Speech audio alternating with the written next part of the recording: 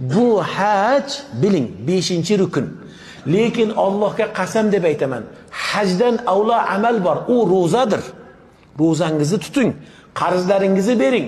Vallohi deb aytaman, Allohga qasam, u hajdan, ro'zadan afzal amal bu namozdir.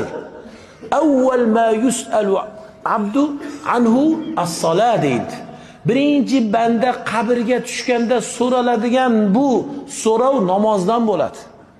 Namozingiz bor, u yog'i bor. Siz o'ylaysiz, hajga kelamiz, hamma gunoh afv qilinadi deysizda, namozga beparvo bo'lasiz. Aytdikki, million hajingizdan, takrorlayman. Million siz ulug'lab muqaddas kelib tursiz, muqaddas deb. Million hajingizdan namoz afzaldir. Namoz yerni har yuzda o'qiladi. Namoz kunda 5 mahal o'qiladi. Namoz bandasi bilan Allohning orasidagi bog'dir. Hajni qilasiz, ketasiz. Ammo namozchi, namoz buyuk bir toatdir. Namoz haqiqiy bandani bandaligidir. Namoz har kuni Alloh bilan shunaqa munojatdir. Namozingizga ehtiyot bo'ling. Shahodatingiz, tavhidingizga ehtiyot bo'ling.